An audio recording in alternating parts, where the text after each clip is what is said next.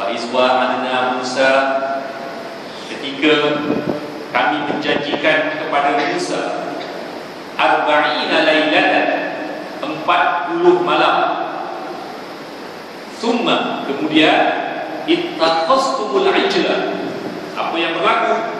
Kamu menyembah atau kamu mengambil, ittakhaza, mengambil apa? Al-ijla, patung anak lembu.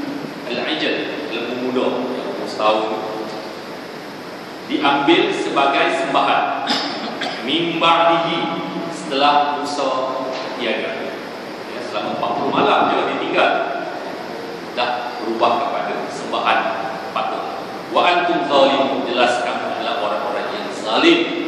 Ya, disebutkan Bani Israel ini zalim, artinya kita tengok takrifan zalim, maknanya orang yang tidak meletakkan sesuatu pada tempatnya. Ya, sepatutnya dia menyembah Allah, tapi dia menyembah patung. Zalim, dia syirik. Summa afauna ankum, summa, kemudian afauna, kami memaafkan. Ya, perbuatan Bani Israel tadi yang menyembah ijl, anak lembu, dimaafkan. Min ba'di dzalik, selepas itu, la'allakum tashkurun, sudah dimaafkan, harapannya agar mereka tashkurun, bersyukur, sebab diampunkan dosanya. Wa idh ataina Musal kitab, dan ingatlah ketika kami memberikan, ataina, ketika kami datangkan apa? Al-kitab, kami datangkan kepada Musa Al-kitab. Al-kitab di sini maknanya kitab Taurat. Ya, Al-kitab yang ada di luar kita sekarang ni, Al-kitab itu kitab Injil. Jadi dia merujuk kepada penggunaan istilah Al-kitab, kitab Old Testament dan New Testament, perjanjian lama dan perjanjian baru. Wal Furqan, ya, dan Furqan. Furqan ini adalah merujuk kepada benda yang sama, syariat. La'allakum tahtadun, mudah-mudahan kamu akan memperoleh hidayah, petunjuk. Diberikan Alkitab, diberikan Al-Furqan, mudah-mudahan Bani Israel ini akan mendapat hidayah. Terus wa idh qala Musa, ceritanya bersambung lagi, dan ingatlah ketika Musa, ya, Nabi Muhammad diingatkan tentang kisah Nabi Musa ini. Wa idh qala Musa liqaumihi, ketika Musa berdialog dengan kaumnya, ya kaum, wahai kaumku, innakum zalamtum anfusakum, sesungguhnya kamu telah menzalimi diri kamu, bittikhadhikumul ajla, dengan mengambil anak lembu sebagai sembahan. Fatubu, Nabi Musa kata taubatlah. Fatubu ni fi'il amar, perintah supaya bertaubat. Bertaubat kepada apa? Ila bari'ikum, kepada yang menciptakan kamu, yaitu Allah Subhanahu wa taala. Faqtulu anfusakum, dan bunuhlah diri kamu. Di segi maksud harfiah, maksud literal Al-Quran ini, faqtulu anfusakum, maka bunuhlah diri kamu. Ini memerlukan tafsiran, ya, yang tuan-tuan perlu merujuk kepada kelas-kelas tafsir, ya, sebab kita tak kabur, jadi supaya tidak terlalu lama, jadi kita lihat saja harfiah maknanya. Diperintahkan taubat kepada Allah. Faqtulu anfusakum, apa maksud membunuh diri kamu itu? Adakah membunuh jiwa saja ataupun membunuh dirinya? Dzalikum khairul lakum, yang demikian itu adalah lebih baik. Khairun bermakna ahsan, lebih baik bagi kamu, inda bari'ikum, di sisi Tuhan kamu. Bari'un bermakna Rabbukum. Fataba alaikum, dan dia menerima taubat kamu. Innahu huwat tawwabur rahim, sesungguhnya dialah yang maha menerima taubat dan maha penyayang. Di sini dhamir digunakan innahu, menunjukkan kepada satu.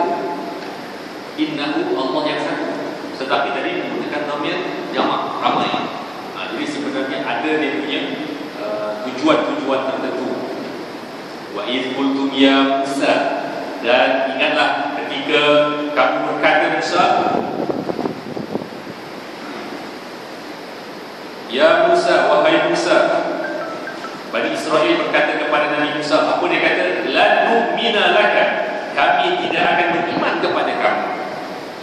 hatta narallah, sehingga kami dapat melihat Tuhan, dapat melihat Allah jahratan, secara jelas dan jahar, terang, nampak Tuhan baru dia nak beriman. Fa akhazatkumus sa'iqah, maka datanglah lalu lintar, akhazatkum, menyambar atau mengambil Bani Israel yang berkata tadi, wa antum tanzurun, dan kamu menyaksikan orang yang angkuh tadi nak tengok Tuhan sangat, tengok sekali kena lalu lintar terus mati. Ya. As-sa'iqah ni maknanya satu, lalu lintar lah, kilat yang menyambar. Wa zallalna 'alaikumul ghamam, dan kami memberikan kamu zolal, naungan ataupun bayangan. Al-ghamam dengan awan, ya, awan yang agak tebal, jadi tidaklah terlalu panas. Tuan-tuan kena ingat di suasana di negara Mesir, di mana lokasi kejadian Musa ini adalah di kawasan padang pasir Gurun Sahara.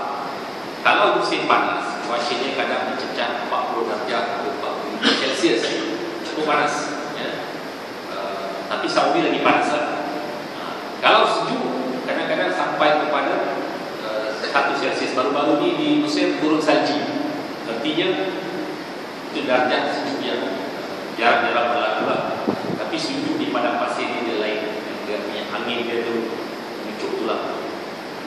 Jadi diberikan perlindungan al-ghamam, awan untuk, wa anzalna 'alaikumul manna, ketika Bani Israel tersesat 40 hari tadi, dia diberikan perlindungan. Maknanya kat tengah padang pasir yang selepas dia lari daripada Laut Merah, dikejar tadi, dah selamat rupanya sampai seberang laut, padang pasir juga. Jadi Allah berikan dia perlindungan al-ghamam, awan, jadi taklah panas sangat. Wa anzalna 'alaikumul manna, dan diberikan kepada kamu al-manna was-salwa, diberikan 2 jenis makanan. Al-manna ini ialah sejenis madu yang ada di celah-celah batu di kawasan padang pasir. Dia ada yang kata madu itu ialah semacam bulan, bila itu manis dimakan. Salwa ni adalah sejenis burung, atau burung apa adalah keadaan padang pasir ini. Kita bayangkan burung yang sedang dimakan lah. Allah kata apa? Kulu min tayyibat, makanlah semua yang ada tu, min tayyibat, perkara yang baik-baik, ma razaqnakum, apa yang telah kami berikan rezeki kepada kamu. Wa ma zalamuna, dan kami tidak menzalimi kamu, ya, selepas selamat daripada tentera Firaun, kami tidak zalimi kamu, kami sediakan makanan, beri perlindungan. Walakin kanu anfusahum yazlimun, tapi kamu sendiri yang menzalimi diri kamu, yaitu dengan tidak mahu menyembah Allah Subhanahu wa taala. Satu muka ni cerita pasal Nabi Musa dengan kaum Firaun. Panjang cerita tentang Nabi Musa ni. Menurut Syekh Az-Zuhaili yang mengarang tafsir Al-Munir, hampir 2/3 Al-Quran ini cerita tentang Nabi Musa. Harusnya ketiga kisah perjuangan daripada seorang rakyat biasa yang hampir mati dibunuh, sehingga akhirnya menjadi pejuang kepada kebangkitan rakyat. Jadi model kebangkitan rakyat atau model syariat yang ditunjukkan, kita kena perhatikan betul-betul. Kenapa cerita Musa ini begitu panjang? Yaitu kisah perjuangan orang miskin menentang kezaliman. Dan yang hebatnya, Musa ini, ya, dia asalnya adalah daripada keluarga istana itu juga, istana Firaun. Dan dia keluar bersama rakyat dan menentang kezaliman Firaun. Terus wa'iz qulna, masih bersambung ceritanya. Wa'iz maknanya masih sambungan daripada tadi. Dan ingatlah ketika kami berkata, udkhulu hazihil qaryah, ya, selepas dia sesat, selepas dia selamat daripada Laut Merah, Allah perintahkan udkhulu hadhihi al-qaryah, masuklah ke kampung ini. Qaryah maknanya kampung, tapi maksud ini adalah suatu negeri. Ya, sebab negeri yang dimaksudkan itu ialah Baitul Maqdis. Ya. Jauh juga sebenarnya Laut Merah daripada Baitul Maqdis. Kira-kira dalam 3 hari perjalanan lah. Fakulu minha, maka makanlah segala makanan yang ada di sana, di Baitul Maqdis tu. Ya, tuan-tuan kalau dah sampai ke Baitul Maqdis, mungkin mudah untuk membuat pembayangan. Dan kalau dah sampai ke Jabal Musa, ke Tur Sina, itu lebih mudah untuk kita memahami perjalanan tafsir Al-Quran ini. Ya. Sebab kita berada di lokasi kejadian. Jadi kalau kita sempat ziarah ke tempat-tempat ini, selepas kita memahami cerita tentang perjuangan Musa alaihissalam.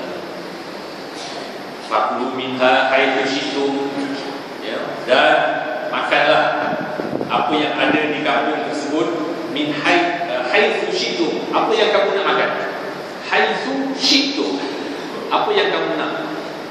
Ragadan, dengan penuh nikmat. Wadkhulul baba sujadan, dan masuklah dengan pintu gerbangnya sujadan, sambil membungkuk, yang merendahkan kepala. Waqulu, dan katakanlah khittatun naghfir lakum khataaya, bebaskanlah kami dari dosa-dosa kami.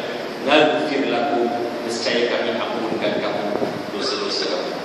Itu dia yang diminta Allah Subhanahu wa taala kepada Bani Israel ini. Dah sampai ke Baitul Maqdis, masuk ke Baitul Maqdis, dan taubatlah, minta ampun kepada Allah. Wasanazilul muhsinin, janji Allah bahawa kami akan ampunkan dan kami akan tambahkan nikmat lain kepada orang yang muhsinin, orang yang baik-baik. Fabadala alladziina zalamu, tetapi apa yang berlaku, Bani Israel badala, menggantikan atau menukar, alladziina zalamu, orang-orang yang zalim, qaulan ghairal ladzi qila lahum, menggantikan perintah ghairal ladzi dengan perintah yang tidak pernah disebutkan, qila, diperkatakan kepada kamu. Dia buat syariat sendiri, dia diberikan Al-Furqan, Al-Kitab, tapi tak ikut. Fa anzalna 'alal ladzina zalamu rijzan, apa yang Allah buat diturunkan kepada mereka ini rijzan, malapetaka, minas sama, daripada langit, bima kanu yafsukun, dengan apa yang mereka fasik, ni maknanya perbuatan dosa besar.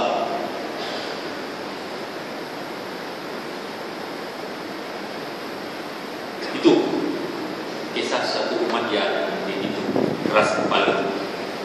Ceritanya dirakamkan dalam Al-Quran untuk pengajaran kita.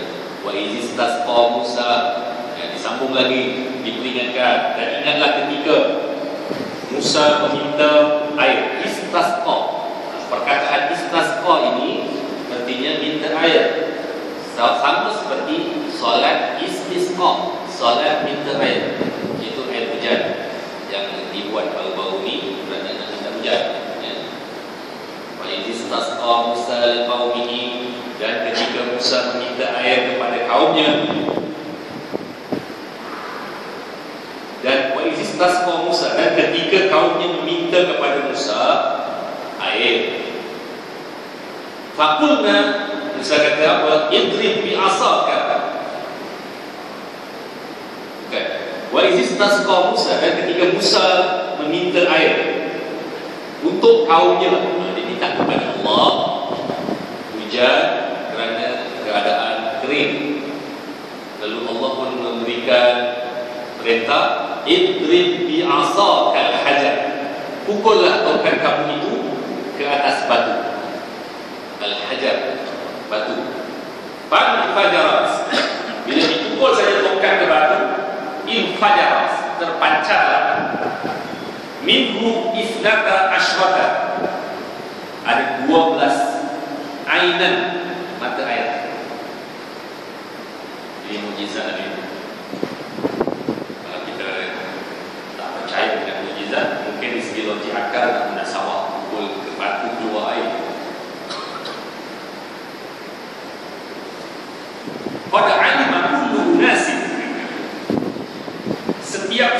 telah mengetahui, qad alima telah mengetahui.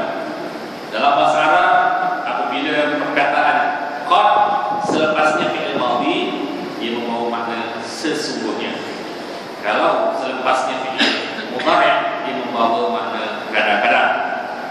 Jadi qad alima, sesungguhnya telah mengetahui, kullu unasin, semua manusia ataupun semua Bani Israel yang bersama dengan Musa tadi, masyrabahu, rupa-rupanya yang pergi dengan Nabi Musa ini bukannya, kita mungkin bayangkan Bani Israel ini satu suku saja. Sebenarnya Bani Israel ini pun ada kabilah-kabilah dia, macam orang Melayu, ada Jawa, ada Banjar, ada Bugis, dan macam-macam lagi suku dia. Jadi 12 air mata tadi, satu air mata tadi untuk satu suku. Orang Jawa satu suku, satu air mata ni dia akan bentuk pola baru. Ini untuk kaum. Jadi 12 air mata ini, kullu unasin masyrabahu, semua puak tadi dapat dia punya tempat minum masing-masing. Kulu washrabu min rizqillah, Allah kata makanlah apa yang telah aku berikan. Wala ta'sau fil ardh, dan janganlah kamu melakukan kejahatan dan diberikan air, janganlah melampaui batas. Mufsidin, melakukan kerusakan. Diperingatkan lagi, wa iz qultu ya Musa, dan ingatlah ketika kamu berkata, ya Musa, ketika Bani Israel selepas selamat daripada dikejar oleh Firaun, dia berkata kepada Musa, la nasbiru ala ta'amin wahidin, wahai Musa, kami tak boleh sabar lagi dengan satu jenis makanan sahaja, ta'amin wahidin, fad'u lana, maka doalah untuk kami, rabbaka, kepada Tuhan kami, yukhrij lana mimma tunbitul ardh, agar dia memberikan, yukhriju, keluar, mengeluarkan untuk kami, lana, mimma tunbitul ardh, apa saja tumbuhan yang ada di bumi. Tengah pada pasir, minta supaya tumbuh macam-macam, kan satu yang mencabar ni, mimma tunbitul ardh, apa yang dia minta, harapannya supaya tumbuhlah bab pelihar, sayur-sayuran. Tengah pada pasir, minta sayur. Wa kisaiha, dan kisah ni sejenis mentimun, tak ada di Malaysia lah. Dalam negara Arab ada buat, ataupun disebut pusat. Kisah atau pusat sama. Wa fumiha, dalam bahasa Arab, kamus Arab tidak ada fum, yang ada thawm, bisat. Thawm maknanya bawang putih, tetapi fum ini disebut salah satu lahjah Arab, ya. Fa dengan sa hampir sama, maknanya bawang putih. Wa adasiha, kacang adas. Kacang adas, kacang apa? Kacang ya, adas. Biasanya orang Arab dia akan buat sup kacang blender, dia rebus. Orang Arab jual kacang dijadikan sebagai sup. Wa basaliha, dan bawang besar, bawang merah. Dia buat bawang merah, bawang putih masuk dalam makanan. Mesti ada khasiat, rahsia besar, ya. Dan kita pun tahu rahsia bawang putih, rahsia bawang merah ni banyak khasiat untuk perawatan. Qala tastabdilun, dia menjawab, iaitu Musa. Qala ini namanya Musa yang berkata, atastabdiluna alladhi huwa adna billadhi huwa khair. Atastabdiluna, apakah kamu meminta ganti sesuatu yang lebih buruk, adna, lebih rendah, billadhi huwa khair, sedangkan yang Allah bagi al-manna was-salwa itu adalah makanan yang terbaik sekali, ya, khasiatnya cukup hebat. Tapi Nabi Musa menempelak kaum dia, kamu nak minta apa lagi? Nak minta yang lebih teruk daripada ini? Ihbitu Misra, pergilah kamu semua balik Misra. Ada ulama yang menafsirkan Mesir ini bukan negara Mesir, dia adalah sebuah sebuah bandar lain. Kalau nak tahan dulu kat sini, pergilah cari bandar lain. Tetapi ada juga yang menyebut Misra, ialah negara Mesir. Ihbitu Misra, pergilah balik ke Mesir. Itulah. Dia asal daripada Mesir, lari ke Laut Merah sebab takut dibunuh Fir'aun. Jadi sebab mereka nak teringat, tuan-tuan, negara Mesir ni adalah negara yang cantik, ya. Sungai Nil itu panjangnya merentas 5 negara. Dan kalau tuan-tuan pergi ke Sungai Nil ni, tengok airnya jernih, warnanya kadang hijau, kadang biru. Kalau biru maknanya dalam. Jadi orang Mesir, orang Bani Israel, dia teringat-ingat kehidupan mewah di Mesir tu. Sebab sayur-sayuran khas ada, sayuran gerbir ada, itu semua menjadi kenangan ataupun kerinduan kepada mereka. Jadi dia minta banyak juga. Inna lakum ma sa'altum. Allah kata, dekat Mesir tu banyak apa yang kamu nak tu semua. Bawang putih, bawang merah banyak. Dulu saya belajar dulu ada bawang putih dalam 50 sen, bawang besar 1 kilo, 20 sen. Sekarang ada. Sebesar-besar negara Mesir itu hanya 5% sahaja bumi dia yang boleh diduduki oleh manusia. 5%. Maknanya 90%, 95% itu semua ialah gurun. Tak ada manusia. Subhanallah. Wa duribat alaihim zillah. Dan kemudian mereka ditimpa. Duribah pukul alaihim, ke atas mereka. Dipukulkan ke atas mereka di sini. Maknanya mereka itu ditimpakan azillah, kehinaan. Azillah, hina, wal maskanah, dan kemiskinan, waba'u bighadabin, dan mereka mendapat kemurkaan daripada Allah. Hidup hina, miskin sebab tak ada harta, tak dapat benda nak dimakan, waba'u, dapat kemurkaan Allah pula. Jadi 3 perkara. Kenapa begitu? Zalika bi'annahum, kerana annahum kanu yakfuruna bi ayatillah. Punjanya sebab mereka kufur dengan Allah Subhanahu wa taala. Ayatillah. Ayat itu di sini maknanya tanda-tanda. Tanda-tanda besar Allah. Dan juga yaqtuluna nabiyyin, mereka bunuh nabi-nabi yang diutus kepada mereka. Bi ghairil haqq, tanpa ada alasan yang benar. Tanpa alasan yang benar mereka bunuh Nabi yang diutus. Dari kalima, demikian itu kerana apa? Asaw wa kanu ya'tadun, kerana mereka durhaka. Wa kanu ya'tadun, dan mereka melampaui batas.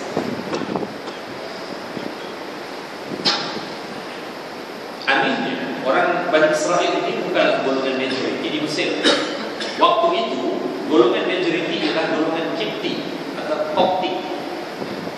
Orang Koptik ini dia kulitnya agak hitam, tinggi, dan agak berbeza dengan orang-orang Israel yang datang daripada utara, yang kulitnya lebih cerah. Dan dia adalah golongan minoriti. Sebab itu dia selalu dibuli dan diseksa oleh Fir'aun. Ini pun satu isu perkauman yang boleh dibahaskan, ya. Sebab dua suku kaum ini adalah dua suku kaum yang satu ada track record sebagai bangsawan, pemerintah, dan satu lagi adalah golongan para nabi.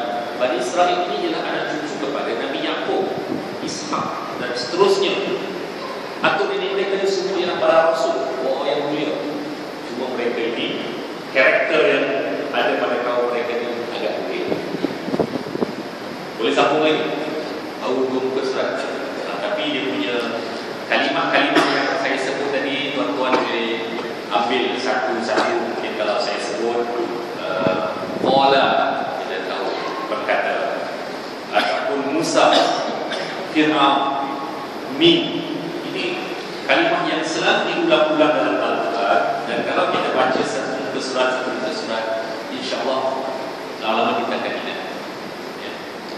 Orang-orang yang nanti bila Ramadan imam baca, kita dah boleh mengagak ni cerita tentang apa.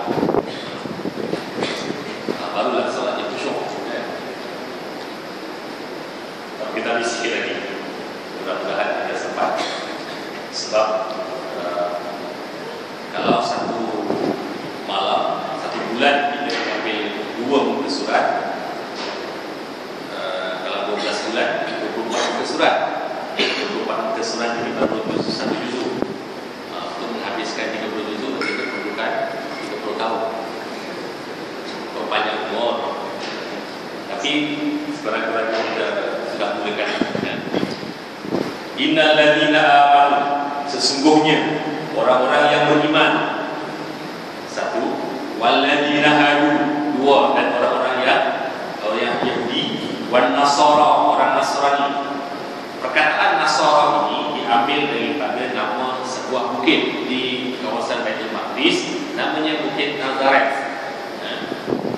Jadi Nasran dalam bahasa Arabnya. Wasabiin, yaitu orang-orang yang menyembah bintang. 4 kelompok tadi, orang mukmin, orang Yahudi, Nasrani, Sabiin, diberitahu kepada mereka, man amana billahi, kalau kamu beriman dengan Allah, wal yaumil akhir, dan hari akhirat, wa amila shalihan, dan kamu beramal saleh, falahum ajruhum 'inda rabbihim, kamu akan dapat ganjaran di sisi Allah Subhanahu wa taala. Orang Kristian, orang Yahudi, kalau dia beriman dengan Allah, kalau dan hari akhirat, beramal soleh, 3 perkara, artinya dia akan mendapat ganjaran.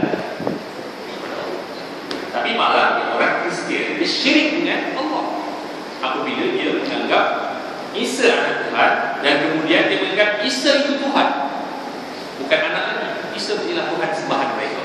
Itu lebih ekstrim lagi. Wa idh akhazna mitsaqakum, dan ingatlah, cerita ini bersambung-sambung. Ingatlah ketika banyak flashback, sebab tujuannya ialah untuk memberi peringatan kepada Rasulullah. Wa idh akhazna mitsaqakum, dan ingatlah wahai Bani Israel ketika kami mengambil perjanjian kamu. Mitsaq, kalau Bani Israel dengan Musa, mitsaq ini Old Testament, perjanjian lama. Wa rafa'na fawqakum tur. Ini pun kita kena tengok tafsir. Kalau balik tengoklah ayat ini, apa makna wa rafa'na fawqakum tur, dan kami angkat ke atas kamu bukit Tur Sina. Adakah kejadian ini benar-benar berlaku? Diangkatkan bukit Tur Sina ini besar. Kalau tuan-tuan pergi naik ke Jabal Musa ni, sekurang-kurangnya 5 jam baru sampai ke atas. Trekking dia tak ada pokok, dia batu je keliling trekking sampai atas. Sekarang ni kalau yang banyak pergi orang Jepun, pelancong-pelancong, dia suka tengok matahari terbit. Sebab di puncak Tur Sina ni, Jabal Musa, bila matahari terbit, pemandangannya sangat indah. Dia berada di atas awan. Kalau tuan-tuan dan tenaga masih gagal lagi, pergilah tengok. Di situlah Nabi Musa berbicara dengan Allah Subhanahu wa taala di puncak Tur Sina itu. Ya, wakal Allah Musa taklima. Di situlah. Jadi kita pergi itu sekadar untuk kita menghayati dan memahami tentang latar ayat yang kita sedang baca ini. Wa idza akhadna mitsaqakum wa rafa'na fawqakum tur. Artinya kerana terlalu marahnya dengan sikap Bani Israel tadi, nak ditumpah bukit Tur Sina tadi atas kepala mereka. Khudhu ma atainakum, ambillah apa yang telah kami berikan kepada kamu, bi quwwatin, dengan kuat, dengan teguh. Ya, dah diberikan syariat, pegang. Falaula wazkuru ma fihi la'allakum tattaqun, dan ingatlah ma fihi, apa yang Allah turunkan dalam syariat tersebut, la'allakum tattaqun, mudah-mudahan kamu akan bertakwa. Summa tawallaitum, kemudian kamu berbalik. Jelasnya selepas diberi syariat, diberikan al-mitsaq, mereka berbalik. Tawalla, berbalik. Mimba didalik selepas itu. Falaula fadlullah, dan kalau bukan kerana fadlullah, kurnia Allah, kalau bukan kerana kurnia Allah kepada mereka ini dan rahmat Allah, wa rahmatuhu lakuntum minal khasirin, nescaya kamu akan menjadi orang yang sangat rugi. Masih lagi diberikan ruang dan kesempatan mereka ini, diberikan fadilan, kurnia, diberikan rahmat supaya mereka insaf. Walaqad alimtumul ladzina qadaw walaqad, dan sesungguhnya kamu telah mengetahui, alimtum alladzina qadaw, orang-orang yang melakukan perlanggaran ataupun orang-orang yang melampaui batas di kalangan kamu ini. Berlaku ketiga apa? Perintah supaya jangan keluar pada hari Sabtu, fi sabti, hari Sabat. Ya. Fakulna, dan kami katakan, kami ini maknanya Allah katakan kepada mereka, kunu, jadilah kamu qiradatan khasiin, menjadi kera yang hina. Nah, ini pun tuan kena tengok tafsir. Kalau tafsir Hamka, tafsir Al-Azhar bagus, dia punya kupasannya mudah, tapi kadang-kadang dia agak berbahasa Indonesia sikit. Tapi juga boleh cari tafsir-tafsir Melayu yang lain, tafsir Surhaji, atau bahasa Inggeris, Ali Abdullah, itu juga bagus. Kalau lagi Arab lagi bagus, seperti tafsir Al-Munir yang lebih jelas. Apa makna qiradatan khasiin? Orang yang ingkar tadi berubah menjadi kera, ataupun dia hanya menjadi berwatak kera. Itu yang dibahaskan di sini, ya. Tapi kalau untuk literal terjemahan, Allah kata, jadilah kamu qiradatan khasiin.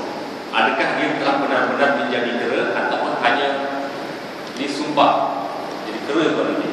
Begitu. Itulah maknanya. Tahu sebut dia belum jadi. Jadi dah masuk waktu belum? Masuk dah? Belum? Dah. Qiradatan khasiin. Jadi malamnya ada orang nak nikah, ada kelas pengajian. Jadi saya ingat kita berhenti sini dulu ya. Jadi insya-Allah ada kesempatan kita jumpa lagi, kita sambung ayat 66. Jadi kisah Bani Israil ini agak panjang dalam surah Al-Baqarah. Dan yang menarik dalam surah Al-Baqarah ini, ya, 2 hari lepas ketika saya mengatakan surah Al-Baqarah di Masjid An-Naim, saya menemui 16 ayat Al-Quran yang menceritakan tentang infak fisabilillah. 20 surat berterusan infak fisabilillah dalam akhir surah Al-Baqarah. Dan kemudian sebelum akhir itu ada surah ayat yang kena buka satu muka surat. Jadi kita baca baru kita jumpa benda yang sangat hebat dalam Al-Quran.